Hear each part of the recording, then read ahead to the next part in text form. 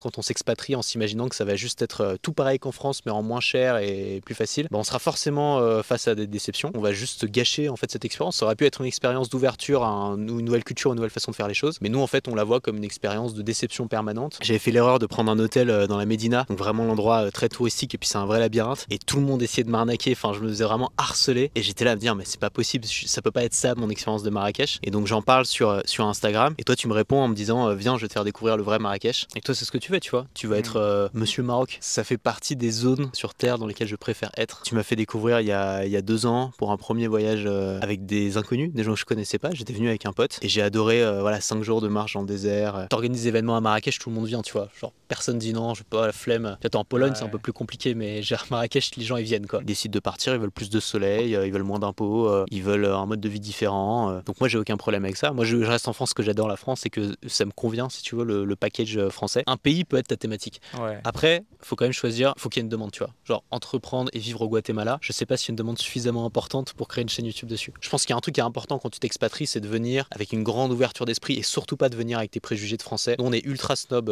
quand même en tant que français, je trouve, quand il y a un groupe, quand tu voyages avec des français ou qu'il y a des français qui sont pas loin, quand il y a quelqu'un qui râle, c'est toujours eux quoi. Salut Antoine, bienvenue sur Entreprendre et vivre au Maroc. Salut Stéphane, merci beaucoup. Et on rigolait de ça il y a quelques jours que c'est mon 4e projet et que tu es intervenu sur mes 4 projets. Donc, quel honneur. Bienvenue ici. Merci. Je te suis depuis 2016. Ça Ouais. fait 8 ans déjà, Wow. à l'époque où tu étais parti au Sri Lanka. Et l'idée de cette interview, c'est un peu de te faire connaître à mon audience d'Entreprendre et vivre au Maroc. Ok. Et de retracer un petit peu certaines étapes de ta vie. Cette époque-là, il y a 8 ans, tu faisais des longs voyages, tes premiers grands voyages. Ouais. C'est quoi les souvenirs que tu te rappelles de cette époque? Ouais, c'était une époque super excitante parce que je commençais tout juste à gagner ma vie sur internet. J'étais en train de réaliser en fait mon rêve d'adolescent qui était d'être libre, d'être indépendant financièrement. En même temps, j'étais tout seul à l'autre bout du monde, au Sri Lanka, avec ma petite caméra à faire des vlogs et à partager tout ça sur YouTube au jour le jour. Et donc j'en ai un souvenir très cher quoi. C'est un moment vraiment de nostalgie pour moi quand j'y repense. C'était une sorte de voyage initiatique. On remonte maintenant 4 ans. Il y a 4 ans, on s'est rencontrés à Marrakech. Tu venais pour faire un petit défi vidéo. À cette époque-là, on se connaissait pas encore. Non. J'étais pas encore rentré dans un de tes cercles. C'est quoi les astuces, les conseils que tu pourrais donner justement pour rencontrer une personne qui est connue ou qui n'est pas dans ton réseau? Ouais. Les manières de l'approcher. Et qu'est-ce que tu penses de cette technique d'avoir justement une chaîne YouTube, d'être un créateur? Ouais. Est-ce que c'est plus facile? Ça aide beaucoup parce que quand t'es créateur, ça te fait toujours plaisir de rencontrer d'autres créateurs intéressants. Mais parfois t'as des gens qui te contactent, tu sais pas ce qu'ils veulent, tu sais pas à quoi ils ressemblent, tu sais pas quel est leur travail. Et je trouve que la pire manière de contacter une personne connue, c'est de lui dire j'ai un super projet à te proposer, appelle-moi et on en parle. Jamais je réponds à ça parce que je sais pas ce qu'il me veut, je sais pas quel est le projet, souvent j'ai l'impression qu'il a un truc à me vendre. La meilleure manière c'est un gars qui a l'air cool, qui fait des vidéos aussi, et qui me dit tiens c'est ce que t'as fait je crois, tiens j'ai vu que t'étais à Marrakech, si ça te dit on peut aller boire un verre, je vais te faire visiter les coins sympas et tout. Quand t'es en voyage, notamment tout seul, t'es un peu t'es un petit peu seul, t'es ouvert aux rencontres, t'as envie de découvrir aussi l'endroit dans lequel t'es, et donc c'est souvent les meilleurs moments. Les moments où t'as le plus envie en fait de rencontrer des gens de ton audience. Et en plus à ce moment-là, moi j'avais fait l'erreur de prendre un hôtel dans la Médina, donc vraiment l'endroit très touristique et puis c'est un vrai labyrinthe. Et tout le monde essayait de m'arnaquer, enfin je me faisais vraiment harceler. Et j'étais là à me dire mais c'est pas possible, ça peut pas être ça mon expérience de Marrakech. Et donc j'en parle sur Instagram. Et toi tu me réponds en me disant viens je vais te faire découvrir le vrai Marrakech. Et c'est comme ça que qu'on s'est rencontrés. Le format interview pour toi, est-ce que c'est un de tes formats préférés? Comment tu te sens en interview et toi-même en faisant des interviews? Faire des interviews, c'est génial parce que ça te permet de rencontrer des gens. Ça permet de rencontrer les gens qui t'inspirent, les gens desquels tu as envie d'apprendre des choses. Moi, sur ma chaîne YouTube, je fais une interview toutes les semaines, souvent avec des petits créateurs qui sont lancés il n'y a pas longtemps, qui ont des résultats. Et en fait, j'apprends énormément à leur contact. Ça me permet aussi de faire du contenu intéressant pour mon audience.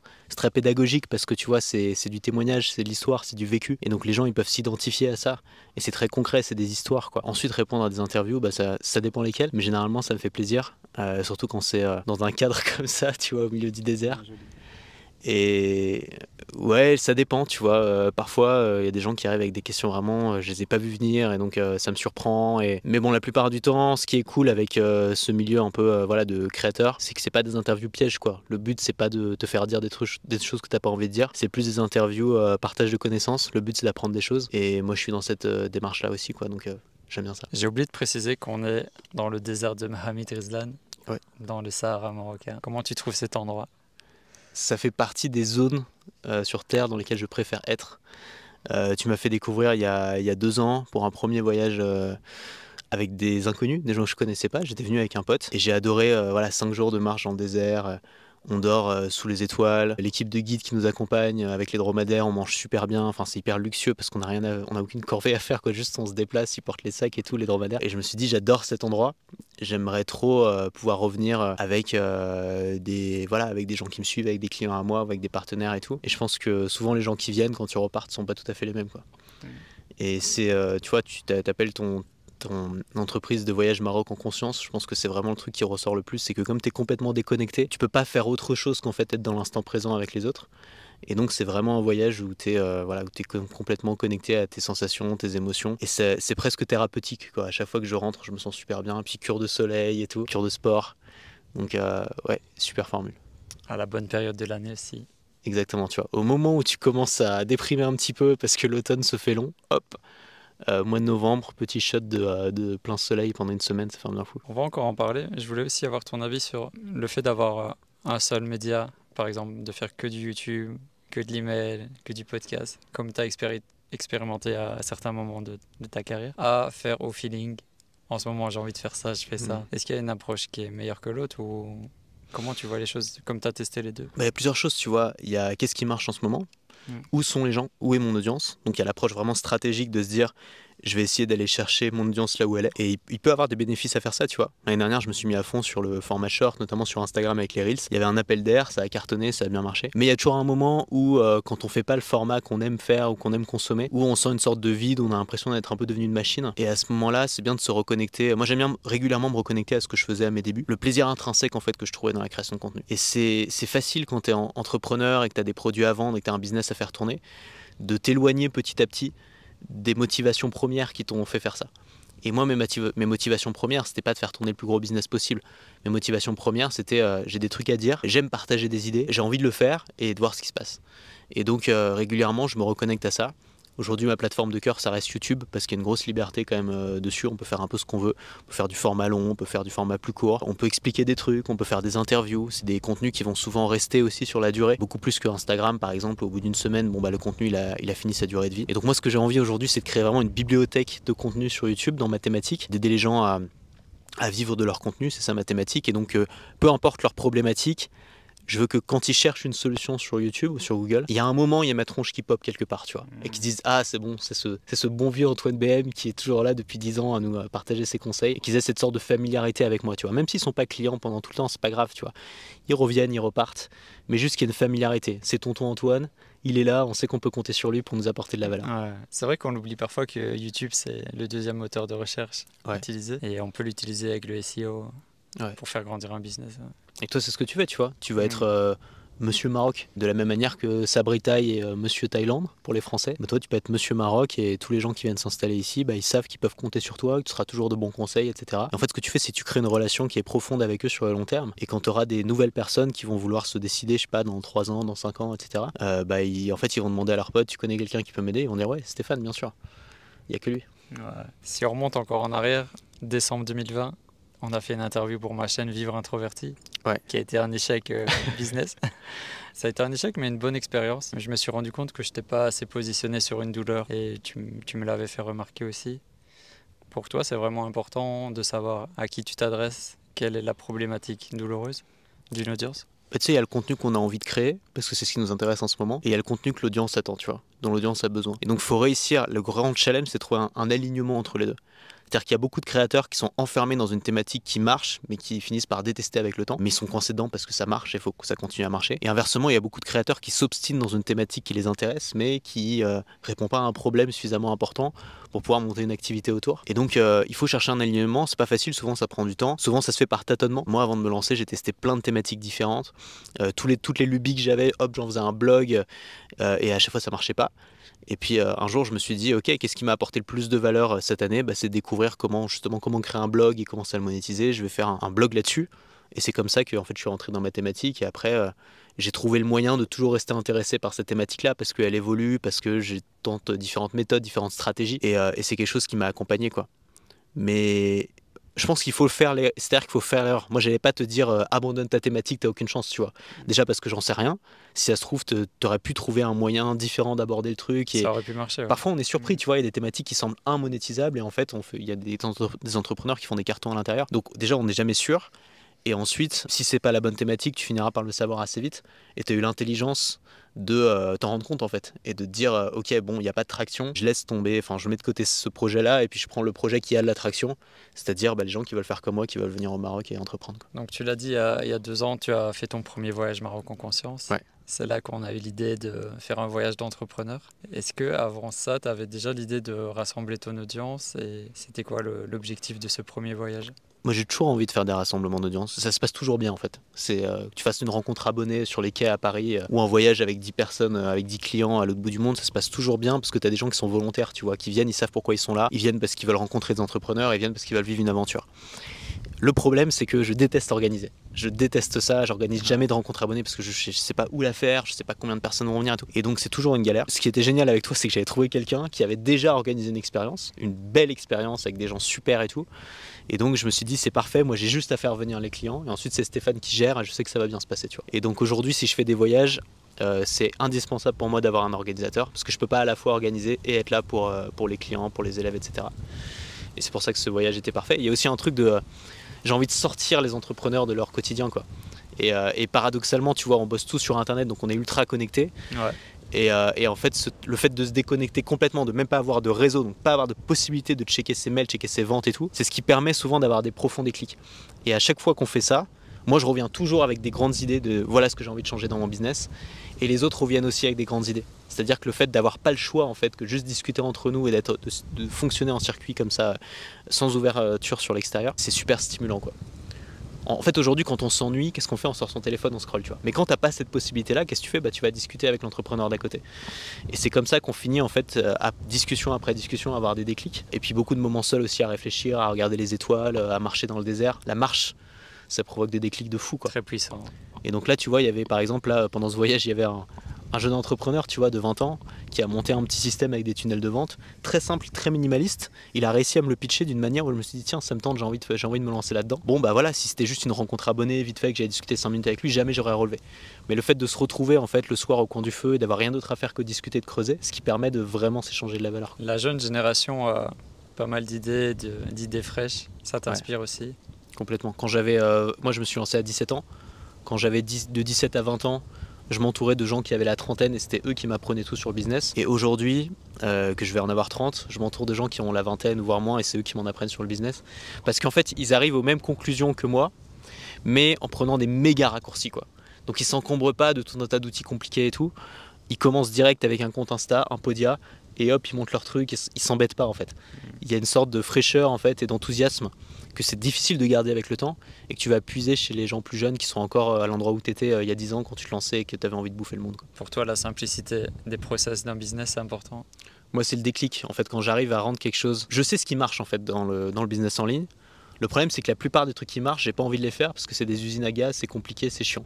Et moi, je value énormément mon temps, mon lifestyle, j'ai pas envie de faire un truc que j'aime pas dans ma journée. Donc, quand j'arrive à découvrir quelque chose qui marche et qui est simple, que je me vois faire tout seul, mettre en place simplement avec mes outils que j'utilise déjà, c'est un déclic à chaque fois et j'essaye de me l'approprier, d'en faire une méthode, etc. Et puis ensuite de la proposer à mes élèves qui sont toujours très contents aussi de découvrir ce genre de trucs. Pour revenir sur les entrepreneurs dans le désert, c'est quoi les autres avantages pour toi d'appuyer sur le bouton stop? Parce que souvent on est pris dans un rythme fou et on s'arrête jamais. Pendant longtemps, je voulais pas en faire. Ouais. J'ai pas pris de vacances pendant peut-être 5 ans. Pas une semaine de vacances. Il fallait que je travaille tous les jours, il fallait que je reste en flux tendu, etc. Et je crois que mes premières vacances, ça a été le premier voyage dans le désert que j'ai fait avec toi, parce que j'ai vraiment pas le choix, quoi, imposé. Et je suis rentré avec plein d'idées et avec une envie de m'y remettre, tu vois.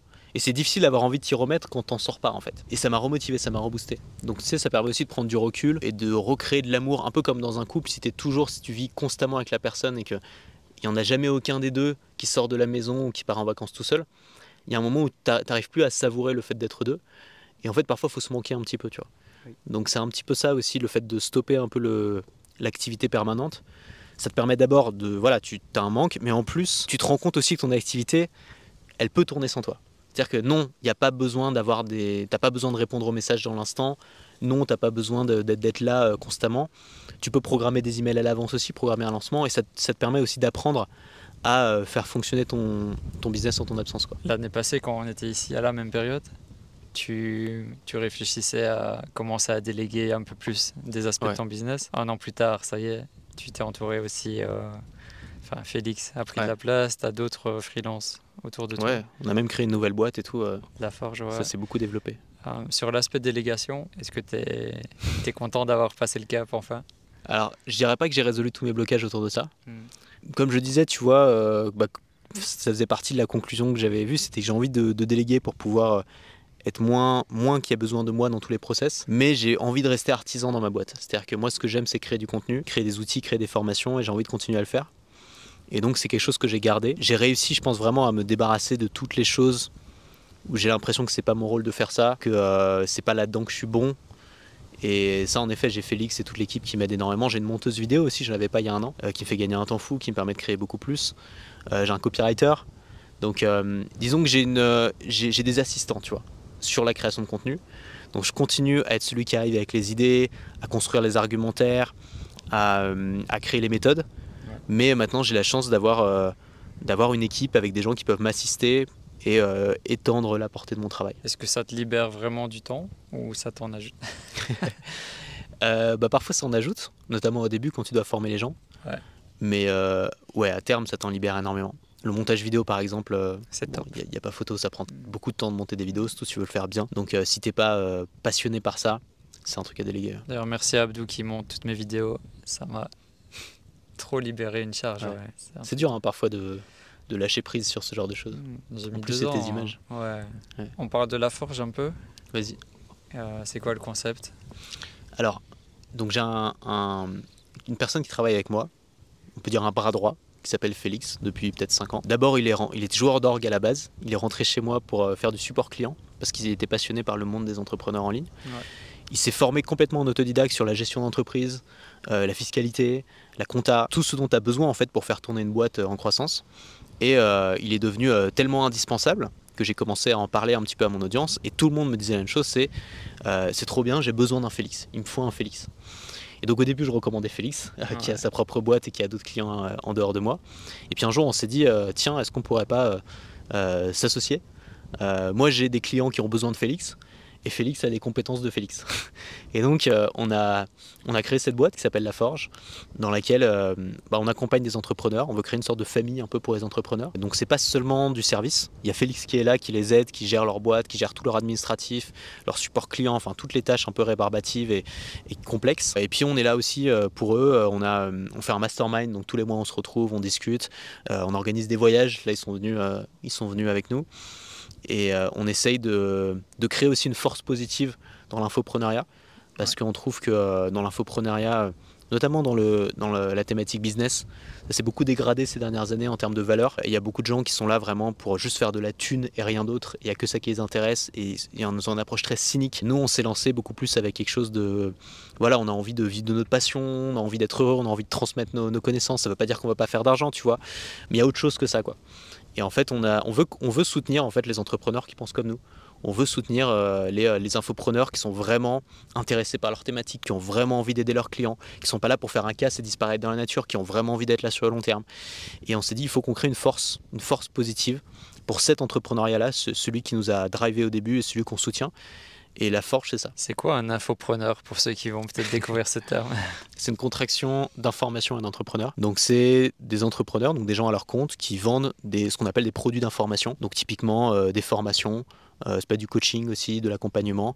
Bref, qui transmettent leurs connaissances à leurs élèves. Là, on est sur Entreprendre et vivre au Maroc. Il y a beaucoup de gens, je ne sais pas si c'est parce que je suis dans ce domaine, qui rêvent de quitter la France pour s'expatrier, immigrer dans d'autres pays. C'est quoi ton regard là-dessus? C'est génial, c'est que on fait un métier qui nous le permet. Ça a quasiment jamais été le cas dans l'histoire. Il y avait très peu de métiers qui permettaient de faire ça. Peut-être auteur de livres, et encore, il fallait déjà être connu, avoir des éditeurs et tout. Donc aujourd'hui, on peut travailler à distance, on peut emmener son activité avec soi n'importe où. Je trouve ça naturel en fait qu'il y a une certaine frange de la population qui considère que le niveau de service ou la France dans son ensemble, c'est pas ce qu'il y a de mieux pour eux.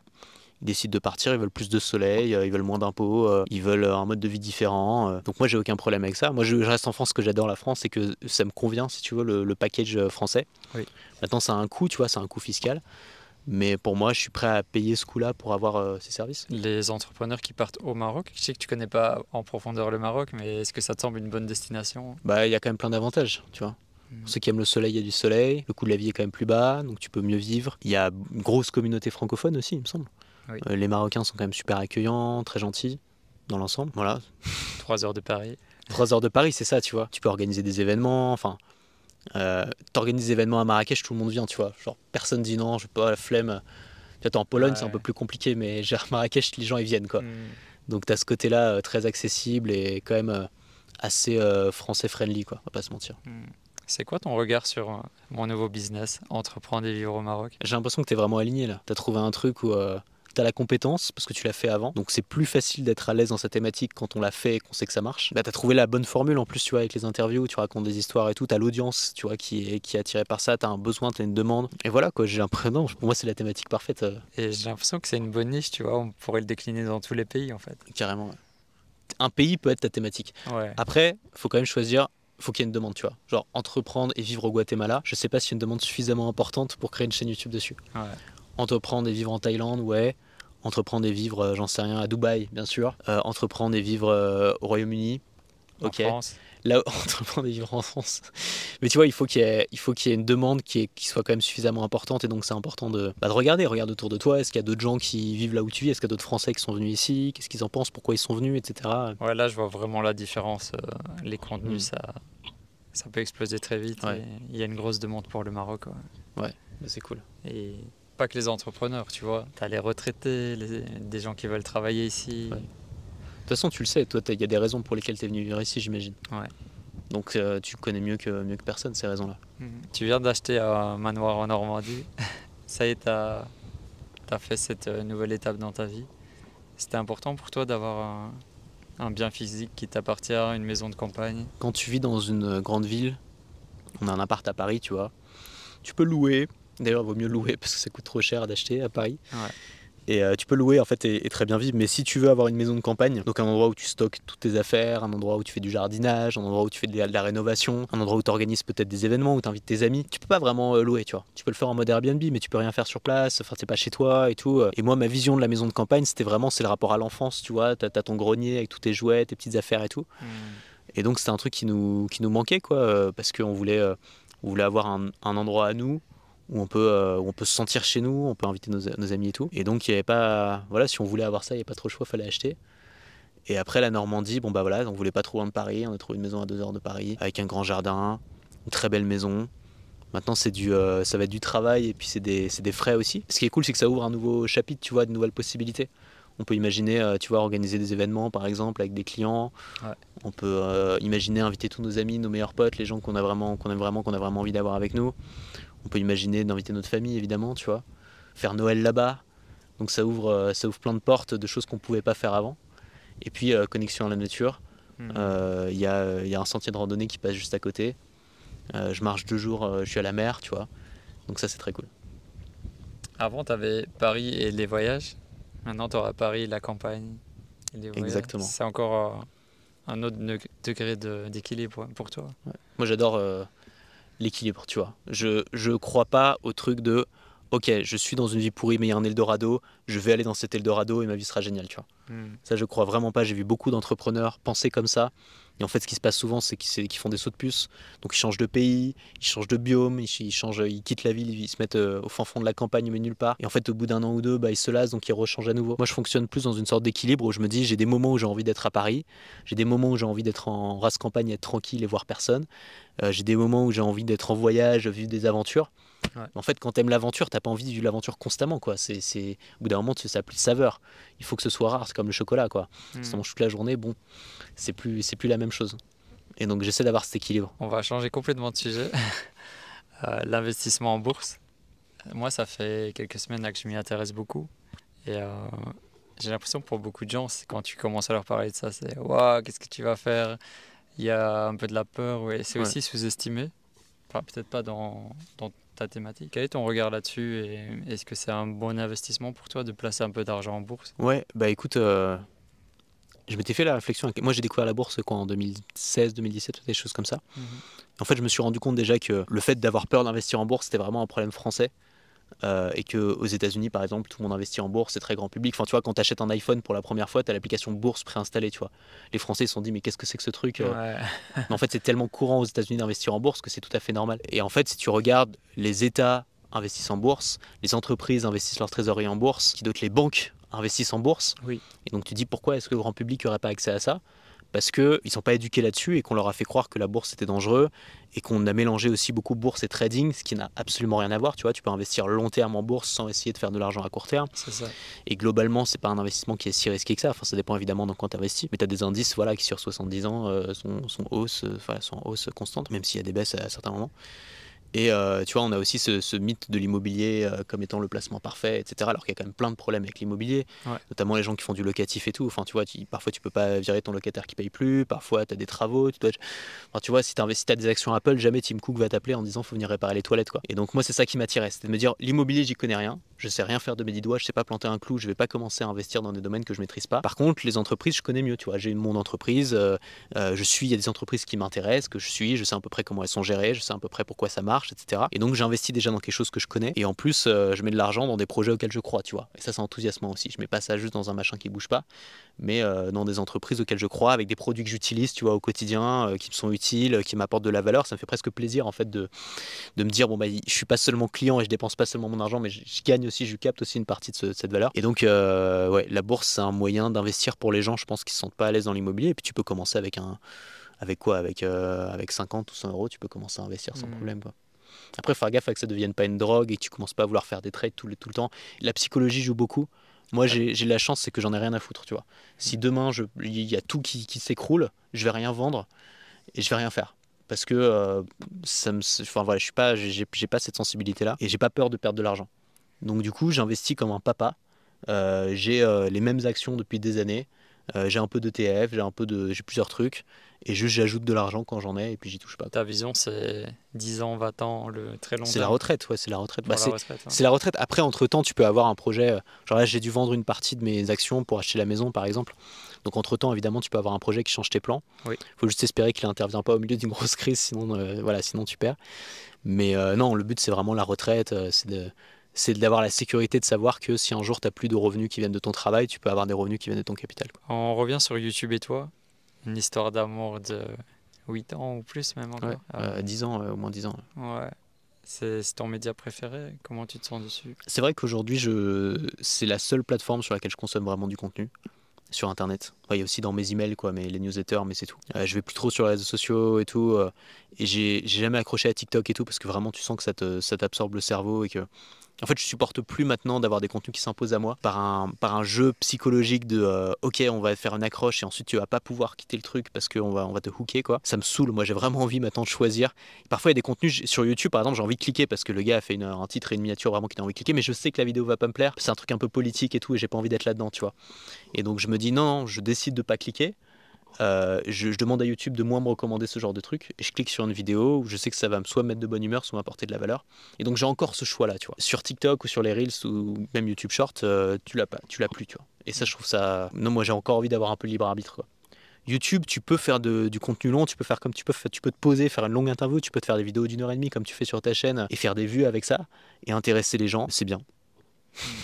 Tu peux faire des tutoriels, des mini-formations que les gens vont voir pendant des années. Tu peux vraiment prendre le temps d'apporter de la valeur aux gens, créer un lien avec eux. YouTube est faire, tu vois. YouTube est faire avec les créateurs. C'est-à-dire que c'est rare de... Enfin, moi, j'ai une vieille chaîne YouTube, donc j'ai fait tous les trucs qu'il faut pas faire. Alors, moi, j'ai fait que des podcasts audio pendant genre 1 an sur ma chaîne YouTube, donc il y avait pas de vidéo... Enfin, c'était que des vidéos avec juste de l'audio, tu vois. Ouais. YouTube aurait pu se dire ok, ce créateur il est plus pertinent, c'est terminé, il fera plus jamais de vues, tu vois. Et ben au bout d'1 an je me suis remis dessus, j'ai fait une vidéo et hop ça a décollé parce que c'était une bonne vidéo, tu vois. Donc YouTube te laisse quand même la chance, il te laisse une chance en fait si tu fais un peu de la merde de revenir si tu refais des choses qui marchent, quoi, sur la plateforme. Et il y a le moteur de recherche et ça c'est cool aussi. Ouais, je suis amoureux de YouTube aussi. Après on est dans un écosystème aussi sur YouTube où... Enfin, il y a beaucoup de contenus que moi je supporte pas sur YouTube, mais juste mon algorithme est suffisamment éduqué pour savoir qu'il faut pas me les montrer, quoi. Ouais, tu l'éduques. Mais parfois je vais sur la... Tu sais, j'ouvre YouTube en navigation privée et je vois toutes les vidéos et je me dis mais c'est pas mon YouTube quoi. Ouais. C'est pas du tout mon YouTube. Tu le vois direct. C'est ça. Et moi mon YouTube il me plaît parce que c'est des créateurs que j'aime et c'est ça qui est cool sur YouTube, c'est que chacun a un YouTube différent. Et en fait il y a de la place pour beaucoup de petits créateurs aussi, tu vois. Il n'y a pas que les stars et ensuite personne d'autre, ça c'est pas vrai quoi. Il y a place pour beaucoup de petits créateurs et quand tu as un business model qui n'est pas basé sur le nombre de vues mais sur les produits que tu vends, en fait avec 1000 ou 2000 vues par vidéo tu peux très bien gagner ta vie. Et ça beaucoup de gens le savent pas, tu vois, mais quand tu le découvres bah, tu te rends compte que c'est pas du tout inutile d'avoir une chaîne YouTube même si tu fais 1000 ou 2000 vues par vidéo quoi, au contraire. Là 2024 je vais sortir la formation pour les entrepreneurs. Oui, enfin. Donc pour s'installer au Maroc. Pour toi, tu m'encourages à y aller sur ce format-là? Bah ouais, la formation en ligne, c'est un produit magique. Tu peux mettre toutes tes connaissances dans un programme, ensuite tu peux le vendre à un nombre de personnes illimité. Il y a plein de clones de toi qui travaillent pour toi et qui transmettent tes connaissances en même temps à plein de gens différents. C'est magique. Et c'est un bon moyen de gagner aussi de l'argent et faire grandir ton business. Ouais, c'est clair. Mais toi en plus c'est complètement cohérent avec ta chaîne, les gens ils viennent pour ça, ils ont un problème qui est spécifique que tu as parfaitement identifié. Tu sors la formation complète, c'est sûr qu'ils vont l'acheter quoi. Là tu viens de ressusciter ton groupe Facebook. Donc oui. Facebook n'est pas mort. Bah on va voir. Je suis un peu désespéré parce que j'ai envie d'avoir une communauté en ligne. Ouais. C'est vraiment important pour moi. Mais je sais pas où la faire. Et tu vois, il y a 5 ans, bon, c'était Facebook, ça marchait encore, il y avait encore beaucoup de monde et tout dessus. Moi, j'ai quand même le sentiment que Facebook est en déclin et moi, j'y vais plus, par exemple, en tant que consommateur. Mais le fait est que si tu regardes les chiffres, il y a encore une grosse. Ça reste le réseau social numéro 1. Je demande à mon audience, il y a encore 70% des gens qui y vont régulièrement. Donc, c'est là où sont les gens. Et donc, ça facilite la création d'une communauté parce que même si t'es pas là pour l'animer tous les jours, il y a un algorithme qui peut mettre en avant les posts. Donc, moi, ce que je fais, c'est que j'envoie des gens dessus via ma liste email régulièrement. J'interviens de temps en temps dessus, j'ai quelques posts automatiques et tout. Et en fait, en 2020, c'est un groupe qui marchait très bien. Il était très actif. Et du coup, j'aimerais bien essayer de retrouver ce que j'avais à ce moment-là. Je sais pas du tout si ça va marcher. On me propose d'autres services, tu vois, comme Discord par exemple. Moi, Discord, j'ai essayé. C'est une usine à gaz. J'aime pas ça, tu vois. C'est pas user-friendly. Et donc pour moi, j'ai pas encore trouvé l'endroit parfait pour faire ça. Donc, ce sera un groupe Facebook faute de mieux. Peut-être sur YouTube d'ici quelques mois ou quelques années. Cool. Ça serait très cool. Déjà, tu as l'onglet communauté, tu peux faire des trucs. Et ça marche très bien. Ouais. Tu postes quoi, toi, sur l'onglet communauté? Je poste des photos, des sondages. Ok. Des petites news et tout. Ouais, ça réagit bien. Oh, c'est cool. Aujourd'hui, j'ai l'impression d'un truc aujourd'hui sur les plateformes, c'est qu'on choisit plus la plateforme pour les fonctions qu'elle propose. On la choisit pour l'ambiance et la communauté. Parce qu'en fait, toutes les plateformes proposent toutes les fonctions. Tu peux poster des photos sur YouTube dans l'onglet communauté, tu peux poster du texte, tu peux poster des vidéos sur Insta ou sur LinkedIn. Donc en fait, tu choisis la plateforme sur laquelle tu te sens bien et sur laquelle tu as ta communauté, enfin tu as ton audience. Et en fait, une fois que tu es dessus, moi je pense que si je me lançais aujourd'hui, soit je ferais du full Insta, soit je ferais du full YouTube, mais je sais même pas si je me positionnerais sur plusieurs plateformes. Parce qu'à chaque fois, c'est beaucoup de travail et donc tu te divises. Et c'est important aussi d'avoir une liste email à côté, tu vois, donc d'avoir une newsletter. Et donc je pense que je choisirais une plateforme d'acquisition. Probablement Instagram si vraiment je débutais parce que c'est plus facile de croître quand on débute sur Insta. Ouais. Et je ferai tout en fait dessus. On peut faire un petit check, je sais que tu aimes bien ça, du matos que tu utilises. Ouais. T'en es où aujourd'hui? Audio, vidéo? Audio, vidéo. Écoute, j'ai vachement simplifié ma collection de micros. J'en avais plein. Je les ai tous donnés. Il me reste les petits DJI Wireless Go. Pardon. T'en es content? Ça va, la qualité sonore est pas extraordinaire, mais ils sont tellement pratiques. Tu sais, c'est une boîte de AirPods, tu sors 2 micros, tu connectes le récepteur sur ta caméra ou ton iPhone et ça marche quoi. Ça se branche là-dessus. Et ça se branche là-dessus, ouais. Donc ça c'est très cool. Et ensuite à la maison, Rode Videomic NTG, c'est un petit micro shotgun, donc directionnel, tu peux en faire ce que tu veux, tu peux le brancher sur un iPhone, sur un ordinateur, sur une caméra, tu peux l'emmener avec toi, c'est léger et tout, la qualité est très bonne. Et puis sinon, un autre que j'aime bien, c'est le Rode NT USB+. Qui est un gros micro en métal que tu poses pour un podcast, c'est parfait et c'est beaucoup plus simple à utiliser parce que c'est l'USB que les micros XLR par exemple, les gros trucs comme le Shure SM7B. Ouais. Ensuite caméra, j'ai un Sony A7C, j'en ai 2 même pour les interviews, hyper bonne qualité d'image, format compact, la caméra élégante, simple avec une bonne batterie USB-C, il y a tout ce qu'il faut. Et sinon mon iPhone. Là en voyage, iPhone 14 Pro, ça fait parfaitement le job. Moi je fais toutes les interviews à l'iPhone, ça va simplifier le process. Ouais. Et t'as des bons résultats. Ouais. Donc tu vois, je pense qu'on met toujours trop d'importance dans le matos. En vrai, si t'as un micro qui est proche de ta bouche et que t'as une caméra et que la caméra on s'en fout un peu. Enfin, si t'es bien positionné par rapport à la lumière et que t'as un décor sympa, personne te dira mais c'est fait à l'iPhone. J'ai jamais vu quelqu'un qui s'est plaint de la qualité d'image d'un iPhone. Ouais. Ce qui compte, c'est le setup. C'est quoi tes projets, tes objectifs justement pour 2024? Objectif 2024, relancer ma grosse formation, la carte. C'est une formation que j'avais rendue gratuite pendant le confinement. Il y avait plus de 20 000 personnes qui s'étaient inscrites. J'ai suivi. Bon, bah, j'ai pas eu la présence d'esprit de la relancer, alors que c'est une formation qui marchait très bien. Du coup, je suis en train de la recréer de zéro, tout refaire, tous les modules, en ajoutant tout ce qu'il y a de nouveau, l'IA, les nouvelles plateformes, etc. Et de la lancer là à la rentrée. Et j'ai aussi envie de tester les tunnels de vente minimalistes. Moi, on m'a vendu des tunnels de vente avec ClickFunnels pendant 10 ans. L'horreur, j'ai essayé, c'était l'enfer. Enfin, il n'y a rien qui marchait, c'était une usine à gaz totale. Et aujourd'hui, j'ai découvert qu'on pouvait faire des petits tunnels de vente très simplement avec Podia. Et donc, tu peux avoir un système très harmonieux avec des vidéos d'appel. Par exemple, tu fais une vidéo sur le podcast, comment créer un podcast. Tu envoies les gens vers une petite formation gratuite. En fait, pendant 3 jours, ils reçoivent des petites vidéos avec des petits emails vers une formation gratuite Podia. Et puis tu leur vends la formation complète sur le podcast dans ton tunnel de vente. Ça peut être mis en place assez facilement, assez rapidement. Je vais voir comment, voilà, la manière la plus simple dont je peux faire ça. Et si ça marche, bah, je peux faire ça pour une dizaine de formations et ça veut dire que je peux arrêter de travailler pendant 1 mois et maintenir mon chiffre d'affaires, et ça serait génial. Tu peux aussi faire des pubs évidemment pour faire rentrer du monde. Donc on va tester ça, on va voir si ça marche. Si ça marche, j'en ferai probablement une formation. Au niveau voyage? Niveau voyage, je vais me calmer parce que maison de campagne, parce que voilà, il y a déjà de quoi faire. Il y a aussi problématique de coût, c'est que la maison de campagne ça coûte cher. Et donc je préfère mettre l'argent là-dedans plutôt que...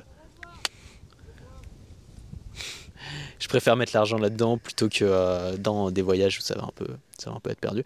Mais on refait le désert en 2024. Ouais. Et comment tu as vécu justement ce deuxième voyage d'entrepreneur dans le désert? On vient juste d'en sortir. Bah moi ça me conforte dans l'idée que c'est un voyage, je pense que je suis prêt à faire chaque année sans m'en lasser.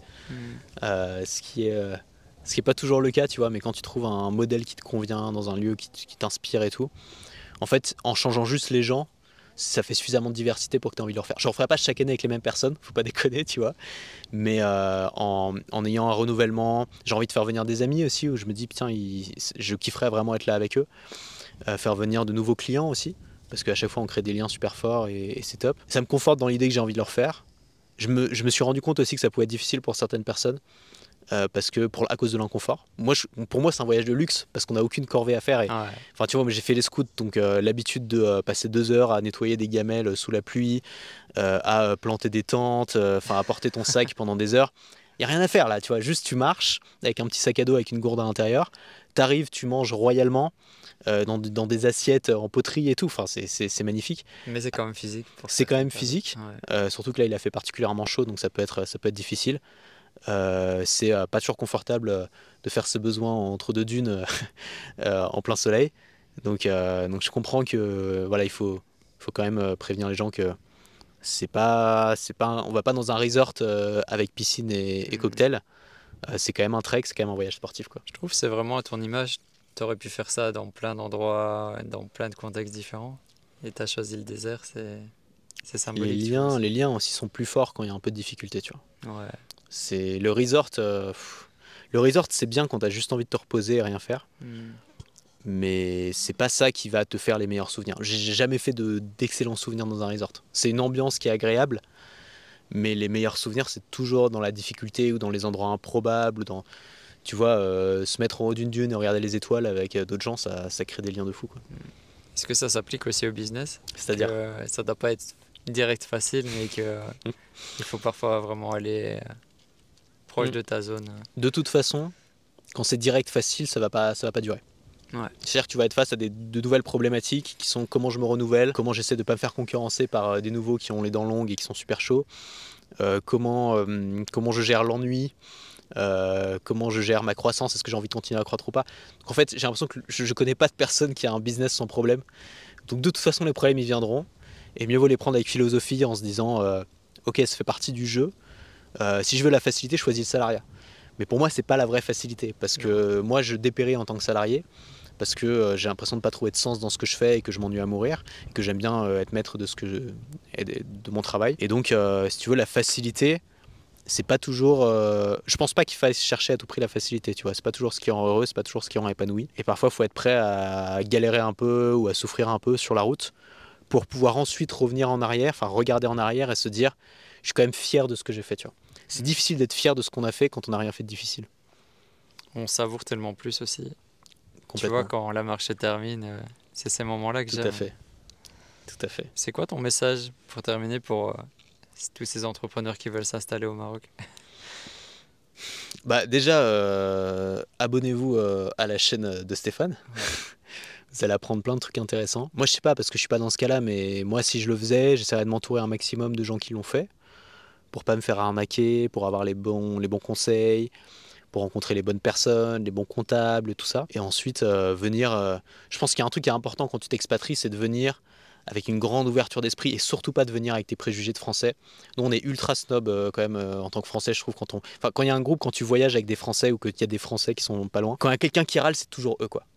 C'est genre, on met nos standards de français, on les applique quand on voyage, ce qui est idiot parce que déjà, on prend pas en compte le fait que des environnements différents, des cultures différentes, c'est des standards différents, donc c'est normal. Et c'est surtout idiot parce qu'on se gâche son propre voyage, tu vois. Et de la même manière, quand on s'expatrie en s'imaginant que ça va juste être tout pareil qu'en France, mais en moins cher et plus facile, ben on sera forcément face à des déceptions. Et en fait, on va juste gâcher en fait, cette expérience. Ça aurait pu être une expérience d'ouverture à une nouvelle culture, une nouvelle façon de faire les choses. Mais nous, en fait, on la voit comme une expérience de déception permanente. Et c'est relou, quoi.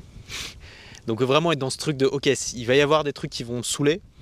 Ça fait partie de l'apprentissage, tu vois. Je vais apprendre de ça et je vais l'accepter. Ou alors, si j'accepte pas, je vais rentrer chez moi ou aller ailleurs, quoi. Mais il n'y a pas d'Eldorado, quoi. Je connais aucun endroit sur Terre où les gens sont toujours satisfaits de tout. Je crois que quand tu veux vraiment t'intégrer dans le pays, que tu fais les efforts pour t'ouvrir aux autres, ça simplifie déjà les choses. Ouais, probablement.